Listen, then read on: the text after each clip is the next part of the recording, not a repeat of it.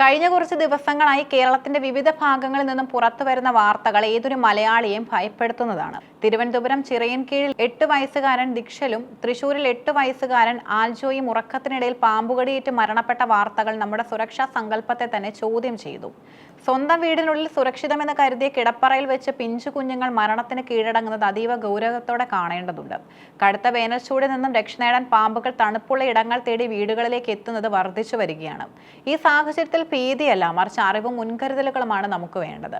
കാലാവസ്ഥാ വ്യതിയാനവും ആവാസ വ്യവസ്ഥയിൽ ഉണ്ടാകുന്ന മാറ്റങ്ങളുമാണ് പാമ്പുകൾ ജനവാസ കേന്ദ്രങ്ങളിലേക്ക് ഇറങ്ങാൻ പ്രധാന കാരണം. വേനൽക്കാലത്ത് പുറത്തെ അന്തരീക്ഷ താപനില വർദ്ധിക്കുമ്പോൾ പാമ്പുകൾക്ക് അത് താങ്ങാനാവില്ല.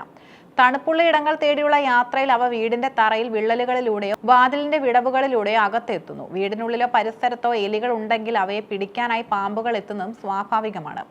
ഭക്ഷണാവശിഷ്ടങ്ങൾ അലക്ഷ്യമായി ഇടുന്നത് പരിസരം വൃത്തിഹീനമാക്കുന്നതും എലികളെ ആകർഷിക്കുന്നു.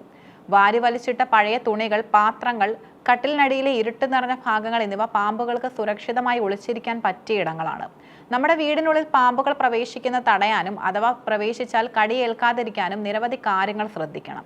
അടുത്തിടെ നടന്ന മരണങ്ങളിൽ ഭൂരിഭാഗവും സംഭവിച്ചത് നിലത്ത് പായോ മെത്തയോ വിരിച്ച് ഉറങ്ങിക്കിടക്കുമ്പോഴാണ്.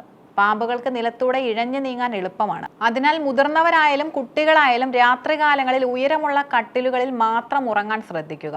കട്ടിലിന് ചുവരുകളിൽ സ്പർശനമില്ലെന്ന് ഉറപ്പുവരുത്തുന്നത് കൂടുതൽ സുരക്ഷിതമാണ്. പാമ്പുകടിയിൽ നിന്നുള്ള ഏറ്റവും ഫലപ്രദമായ രണ്ടാം പ്രതിരോധം കൊതുകുവലയാണ്. കൃത്യമായി മെത്തയ്ക്കടിയിൽ തിരികെ വെച്ചുള്ള കൊതുകുവല ഉപയോഗിച്ചാൽ പാമ്പുകൾക്കുള്ളിലേക്ക് പ്രവേശിക്കാൻ കഴിയില്ല. ചെറിയ കുട്ടികൾ ഉറങ്ങുന്ന ഇടങ്ങളിൽ ഇത് നിർബന്ധമാക്കേണ്ടതാണ്. നിലത്തുനിന്നും വാതിലിന് താഴെയായി 1/2 ഇഞ്ചിൽ കൂടുതൽ വിടവുണ്ടെങ്കിൽ ഏത് പാമ്പിനും അകത്തു കയറാം. ഇത്തരം വിടവുകൾ അടയ്ക്കാൻ റബ്ബർ കൊണ്ടുള്ള ഡോർ സീലുകൾ വിപണിയിൽ ലഭ്യമാണ്. അല്ലെങ്കിൽ കട്ടിയുള്ള തുണിയോ പായയോ വെച്ച് ഈ വിടവുകൾ രാത്രികാലങ്ങളിൽ അടച്ചു വെക്കുക. അലമാരയ്ക്കിടയിലോ കട്ടിലിനടിയിലോ പഴയ സാധനങ്ങൾ കൂട്ടിയിടരുത്. വീടിന്റെ തറയിലോ ഭിത്തിയിലോ വിള്ളലുകൾ ഉണ്ടെങ്കിൽ അവ സിമന്റ് ഉപയോഗിച്ച് അടയ്ക്കണം. സിങ്ക് പൈപ്പുകൾ, ക്ലോസറ്റുകൾ എന്നിവയുടെ ഭാഗങ്ങളിൽ വിടവുകളില്ലെന്ന് ഉറപ്പുവരുത്തുക. വീടിനുള്ളിലെ ജാഗ്രത പോലെ തന്നെ പ്രധാനമാണ് വീടിന് പുറത്തെ കാര്യങ്ങളും. വീടിനോട് ചേർന്നുള്ള കാടുകളും പുല്ലുകളും വെട്ടിത്തെളിക്കുക. പാമ്പുകൾ ഒളിഞ്ഞിരിക്കാൻ സാഹചര്യം ഒരുക്കരുത്. രാത്രിയിൽ പുറത്തിറങ്ങുമ്പോൾ വെളിച്ചം നിർബന്ധമാണ്. വെളിച്ചമില്ലാതെ നടക്കുമ്പോൾ പാമ്പിന്റെ മേൽ ചവിട്ടാനുള്ള സാധ്യതയും കൂടുതലാണ്. പാമ്പുകൾ സാധാരണയായി പ്രകോപനമില്ലാതെ കടിക്കില്ല. അറിയാതെ അവയുടെ മേൽ ചവിട്ടുന്നതാണ് കടിയേൽക്കാൻ പ്രധാന കാരണം. വീടിന് പുറത്ത് ചെരുപ്പുകൾ ഇടുന്നവർ അവ ധരിക്കുന്നതിന് മുൻപ് കുടഞ്ഞു നോക്കുക. രാത്രിയിൽ പുറത്തിട്ട ഷൂസിനുള്ളിൽ പാമ്പുകൾ കയറിയിരിക്കാനുള്ള സാധ്യതയുണ്ട്.